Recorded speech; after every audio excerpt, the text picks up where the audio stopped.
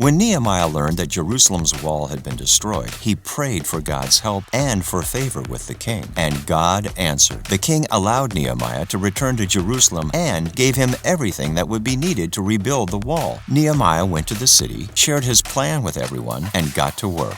But there was a problem. Actually, two problems, and their names were Sanballat and Tobiah. But when Sanballat the Horonite, Tobiah the Ammonite official, and Geshem the Arab heard about it, they mocked and ridiculed us. "What is this you are doing?" they asked. "Are you rebelling against the king?" Nehemiah 2, verse 19. The whole time that the wall was being built, these two taunted Nehemiah, discouraged him, laughed at him, insulted him, accused him of rebelling against the king, spread lies about him, and conspired against him. But Nehemiah and the Hebrews just kept on working and kept on praying. Sanballat and Tobiah invited Nehemiah to talk things over, but they were really planning to kill him. Here's how Nehemiah responded to their invitation. "I sent messengers to them with this reply: I am carrying on a great project and cannot go down. Why should the work stop while I leave it and go down to you?" Nehemiah 6, verse 3. Nehemiah was like, "Hey, I don't have time for your games because I'm doing something important." So the wall was completed on the 25th of Elul in 52 days. When all our enemies heard about this, all the surrounding nations were afraid and lost their self-confidence because they realized that this work had been done with the help of our God. Nehemiah 6, 15 through 16. When Nehemiah's critics saw what God had done through him, they changed their tune. And the same thing happened with Jesus. Just before he was crucified, he was taunted by some Roman soldiers. They stripped him and put a scarlet robe on him, and then twisted together a crown of thorns and set it on his head. They put a staff in his right hand. Then they knelt in front of him and mocked him. "Hail, King of the Jews," they said. They spit on him and took the staff and struck him on the head again and again. Matthew 27, verses 28 through 30. But then check out what one of these soldiers said right after Jesus died. When the centurion and those with him who were guarding Jesus saw the earthquake and all that had happened, they were terrified and exclaimed, "Surely he was the Son of God."